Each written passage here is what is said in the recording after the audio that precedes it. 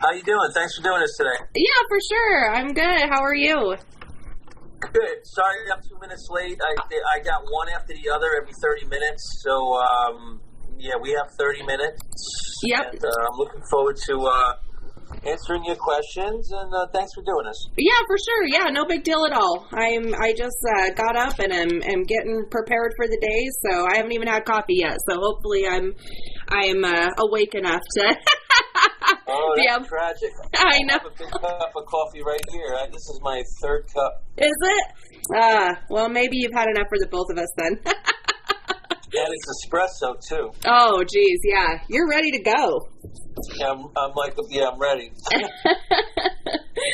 the album came out yesterday. Responses have been going really well so far. How does it feel finally being able to release it? I'm really excited. Really happy that everyone, because I've been sitting on this whole record. I knew this whole record for 6 months, since it's been done. So I couldn't wait for everyone to hear the response from everyone and let everyone check it out. It's like always having another kid, it's like having a child born. So I'm really pleased with the response, that's for sure. And it's really accomplished what I was looking to do from the last record. Mm-hmm. So.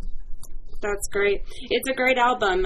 I got it a few days ago and have listened to it quite a few times. Usually Napalm's really good about getting albums to us about a month ahead of time, but for some reason, this one I didn't get until a few days ago. But it's great. A lot of people I noticed are saying it has some resemblance of Alice in Chains type vibes, but I hear more Acid Bath. Oh, cool. Yeah. You know what? I'm fine with whatever people want. As long as people don't say it sounds like dog shit, fine. Whatever it reminds you of, that's great. It's good with me.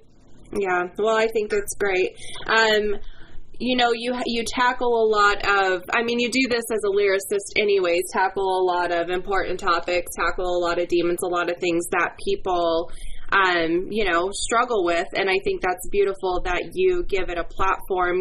Some people have a difficult time expressing their struggles. And so I think it's wonderful to be able to have music that helps us with that. And you do that beautifully with the music and with the lyrics.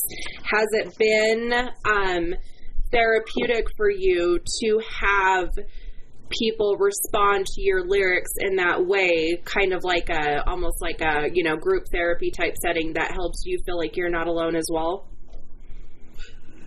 Absolutely. I think that, to me, that's the greatest reward, is to hear what the music and words do for people, as far as helping them along. I think that's why I don't write things so specifically. I do write in a very open, vague manner that they can just interpret it the way it needs to be suited for them, and it can literally make it their own. I don't get too specific. Sometimes I'm just acting like a novelist writing a nonfiction story, or a fictitious story. It depends, but it can be. Sometimes I just make stories up and take some past things that I might have seen, either stories I've read or seen on TV, and transpose it into a situation. So basically, it is a form of therapy. It's my therapy on the personal level. If I didn't get to do this stuff, I would be probably too bottled up. And music has always been a form of therapy since I was a kid, because I was a troubled kid when I was young. So playing drums and being in bands was a therapeutic thing. But now, in the last 12 years, writing lyrics is like writing a form of poetry, and sometimes it gets out the things that bother me. It could be one line from something that bothers me, and then the rest of it I'll elaborate. Or it could be a whole paragraph or a whole song, So it does make me feel very pleased, though, to hear when people tell me, this song X, Y, and Z has meant so much to me, and it saved me from doing something bad or hurting someone or myself. Mm-hmm. Yeah. Yeah, what a wonderful thing to be a part of while you're doing something that you love. I'm actually a mental health therapist outside of this, and music has always been my therapy as well, and so I'm always very appreciative of the depth that some artists go into to just kind of help with that, just through difficult times in life. And right now, I mean, we all could use, that music therapy. And so it's a great time for this album to be released. And from what I understand, it was created, during these rocky times. So I'm sure, it was created with the same vein as what the rest of us are experiencing. Yeah, I started sketching around January, February of 2020, just jotting down recording some bits and pieces and some rough songs. And what was it, like March 17th here in New York, we started getting locked down. And the whole pandemic thing had 50% of the reason of the title of the record, because I felt, between the loss of life, the people that were experiencing loss of loved ones, or financial situations in crisis, kids being kept home from school, and people being told to stay home and not work, nobody allowed to gather at a cafe or a bar to meet their friends or something, or just hang out, everyone being told to stay home, and it just, everyone was experiencing a form of hell on earth one way or another. Mm-hmm. And that influenced the title of the record, which is Hell on Earth in Latin. Mm-hmm. And it's still rough. We're still going through it. There's no, it's almost like nobody wants to see an end to this. Mm-hmm. It's almost like, I feel, some people, whether it's government or politicians, found a way to keep us wrapped up locked away under lock and key, and they're having a hard time letting go. Which is so bizarre to me, since it's going on a global level. That's so bizarre to me that it's become so personalized within within our states. Yes, and it's definitely a Pandora's box to get into the conversation too deeply. But mm-hmm. I think people are being pushed around a little too much. I mean, I personally. Mm-hmm. I'm vaccinated because I thought I was gonna, I wanted to protect my children mm-hmm. and my family, but I also thought, like, hey, well, I'm gonna need this if I'm gonna want to travel. Well, sure enough, I mean, I'm not traveling anywhere. There's so many restrictions in Europe, and I don't want to be in a hot, steamy club with people that might, you could still get sick even if you're vaccinated. So mm-hmm. I don't know what to believe anymore, because there's a lot of lies or a lot of confusion, shall we say, going on too for the past year, that no one knows what to believe. At the same time, people are right to be angry about being infringed on their choices in life too. Mm-hmm. Right. Yeah.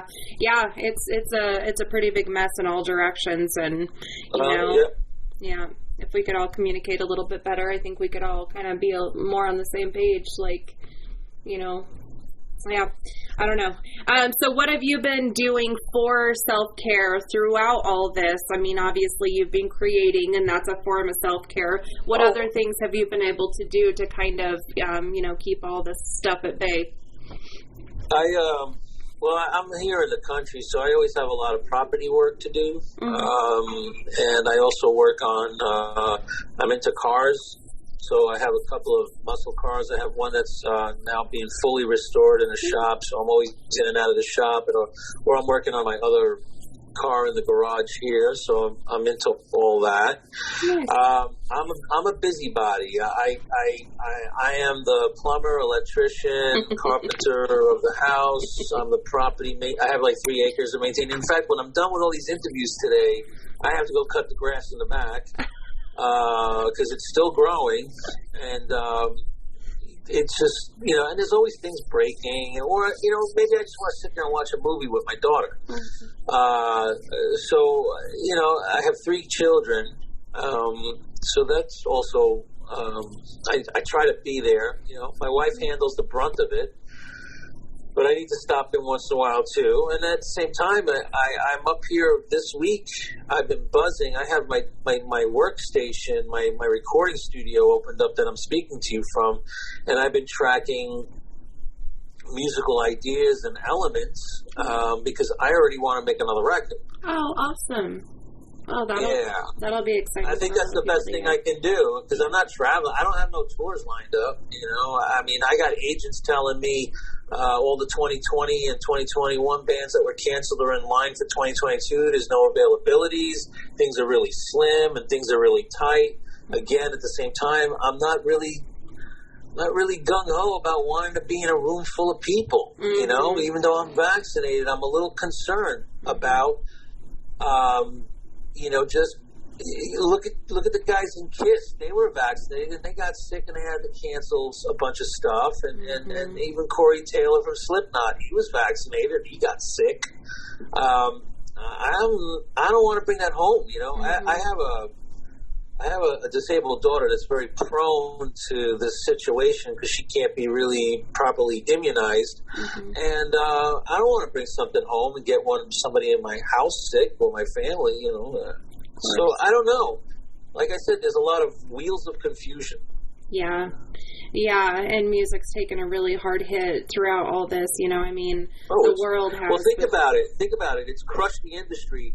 It's one of the only industries where you can have 100,000 people assemble at a festival and be commanded by a group. Do you think the government likes that? Government doesn't like that. Right. Same thing with church. They've stripped the right of assembly. They don't want to see that nonsense going on anymore. They don't want no Woodstocks. They don't want no big festivals. And when you have, for example, I've done a few festivals with Slipknot, and I would watch Corey Taylor command 80,000 people to crouch down and then jump up all at once. That is immense power at that moment, and it's a huge threat to anyone in politics. Right. They got to keep us at bay. If this was 200 years ago, we'd be right in the middle of a revolution because people back then weren't afraid to die for a cause. But like a friend of mine said to me, everyone's happy as long as they got their Legoland and Xbox and their cable TV and their Netflix. No one's going to go out there and fight for a cause. They're just going to keep everybody fat and comfortable and send a check in the mail. Right. It's a really good point. I mean, not good, really thought-provoking point. It is because that's how I see the world. Right. So with you having 3 children throughout the process of, I have a 13-year-old, and I know I can't imagine what it's like for our kids as poorly as adults have handled it. I think our kids have handled it a million times better. But is there ways that you've tried to somewhat, I don't know if protect's the right word, but help them get through, these hard, dark times?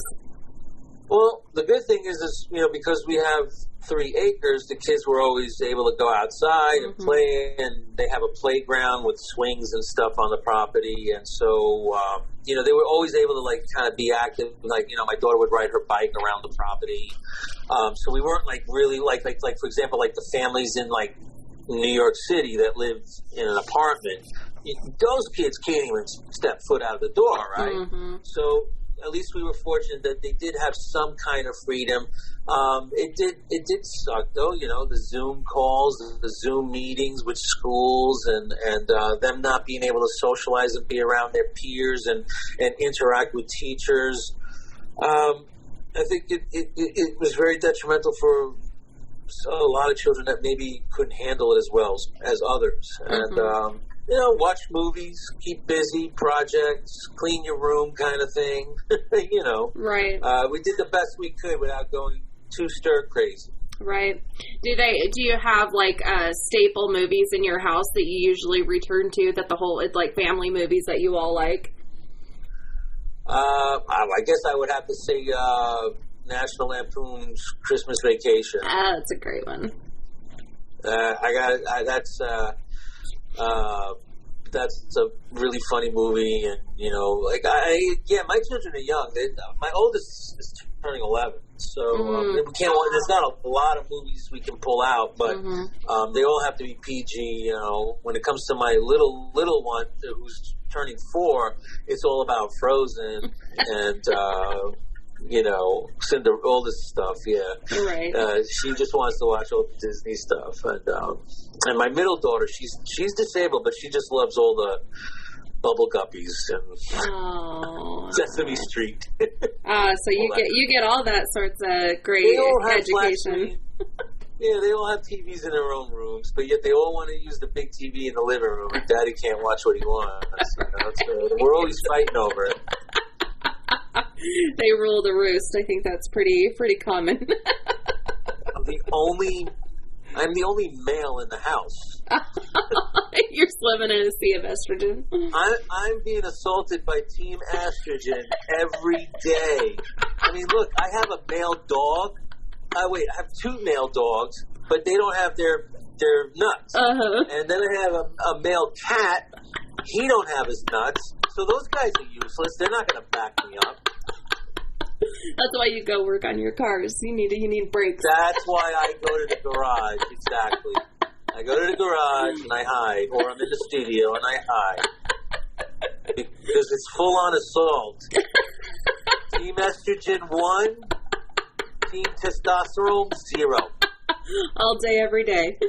24/7, 365. You had mentioned reading before when you were talking about your lyrics. Are you an avid book reader? Not as much as I should be. I'll look up, of course, because of the luxury of internet. I'll look up subjects and I'll read online things. I do have some old books, but sometimes I'm just one of those guys that when I'm interested in a story, I'll just look it up and read 3 different versions of it. I'm not really a novel guy, although I've done that in the past. More like I would have maybe a book on tour, but I'm kind of like an information science kind of guy, facts guy. I want to know something, I'll watch. Or I'm a big fan, of course, of all the history stuff, History Channel, and I'll watch informational documentaries and things like that. And I mean, that's literally how I came up with the band's name in 2009, was because I was watching a biblical documentary on History Channel back then, and they were talking about Revelations and the 4 horsemen and how death rode a pale horse. And of course, me laying there on the couch stoned, I did a play on words, and I was like, I flipped it around, and I was like, wait a minute, what if it was, the horse was death, and here I am, like, okay, this is it. It rings a bell, a pale horse named Death. That's it, because I mean, I'm sober now, but back then I smoked a lot of dope. So, yeah. Well, it's a great name. That was actually one of the questions I had for you, so that answered that. Good. Which song do you feel is the most personal to you on this album? On this one, well, again, songs have maybe like a one-liner that might have something to do with me. I would say, first of all, Shards of Glass. Because that's kind of about a family situation, dealing with siblings, things like that. So that one is pretty much true to the bone personal.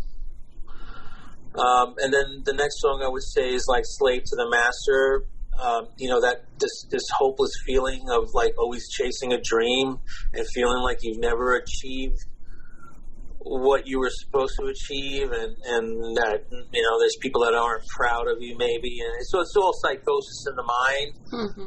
And it's maybe it's supposed to open my eyes to realize that success isn't based on headlining Madison Square Garden, and maybe it's about just achieving these monumental accomplishments like putting out a record and having, a group of people like it, great, and accepting things the way they are, or how like sometimes family members will put pressure on you that you should be wealthy, or you should be here, or the classic saying, which parents are always, if you would have listened to me, you would be this, or you would be that. So, in a roundabout way, that's kind of like, Slave to the Master hits on that stuff in a general way, because I'm a slave to myself. to my own feelings of trying to continue to be successful. The thing is that we get older and older and older and later in life, and you start realizing that these opportunities and chances are starting to diminish, and you're in this like twilight phase. You're entering this twilight phase. So, because of course I feel like God bless the Rolling Stones, but the reason why they're able to do what they're doing at 70 is because of all the immense success and fortune that they've made. So, so that's very rare and will not probably ever happen again for a very long time, because I don't see future acts obtaining that kind of success. So, Slave to the Master is another one. Everything else is kind of like storytelling. With Two-Headed Snake is about me undergoing. It was my trip when I had a colonoscopy done in 2020 of December, and I was for the first time put under anesthesia, which was propofol. And it was the greatest freaking feeling in the world. And so I did a spin-off of it, of course, being an ex, because when I was younger, of course, I did everything under the sun in the 90s.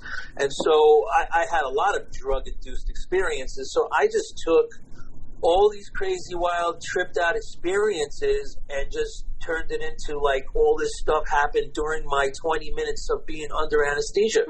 Because, honestly, when they woke me up, I felt like I slept for 3 days. It was the greatest sleep I ever had, because I have insomnia issues. I don't sleep. I haven't slept a full night, I don't know, probably in ages. I can't even count how many years. So I'm always up 2-3 times during the night.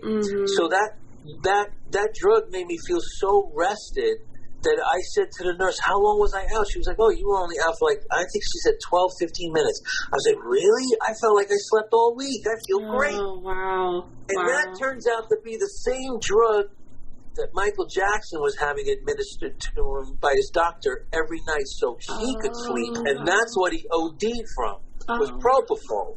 Wow. And Two-Headed Snake was just a batshit crazy drug-induced title. That word doesn't come up anywhere else in the song. It's just we're just really high, and we're just making shit up. That was the attitude of that song. I love the guitar parts in that song. It's such a great song. Thank you. Sometimes when you just go for it like that, it turns out naturally cool. Yeah, for sure. I know we're running out of time. I wanted to tell you that Devil's Deed is my favorite so far. Cool. But I'm sure it'll change a million times throughout the time, because I love all of it. And then Believe in Something seems like it starts with kind of like a negative thought process, but then turns into a really positive, beautiful message. And I appreciate that about that song. So thank you for all of it. It's a wonderful album. Oh, I appreciate. Thank you for the words you're saying. That is the reward that I always hope for. Believe in Something is another song where you find yourself in a dark place, and whether it's believing in a rock, or looking up towards the sky, or talking to a tree, or finding some kind of root rock groundness to hold on to carry you through the worst of times, because no one else is going to do it for you. It's kind of like was the end goal with that song. Yeah, it's a great one. Very last question. Guilty pleasure song. What? Guilty pleasure song? Yeah. What do you mean by that? Like a song that you're like kind of embarrassed to let people know that you really, really like. Oh. All right. I don't know. Guilty pleasure song. Okay, here. I'm going to throw a whirlwind at you. There's this artist that my wife has played on the Alexa called The Weeknd. Oh, okay. Something. The Weeknd. And it's like he's like got this 80s thing going on, and it's real hooky. I mean, it's like pop music. And I thought it was a very good, well-written song. I don't go and listen to it. It's just whenever it's on in the background. I'm not really embarrassed of any of the music I like, though. Otherwise, that's because good. I like old stuff. I don't listen to any new bands. The newest bands that I've gotten into was like 3 years ago. I got into a couple of new doom bands. One called Windhand. The other was Acid King. And actually, I became friends by just talking, writing to the guitarist of Windhand, Garrett. Very nice guy, and we text each other every now and then. And so I love that band because again, they're doing that real heavy riff stuff with the female vocalist with the melodies on top, and it's like I like that combination a lot.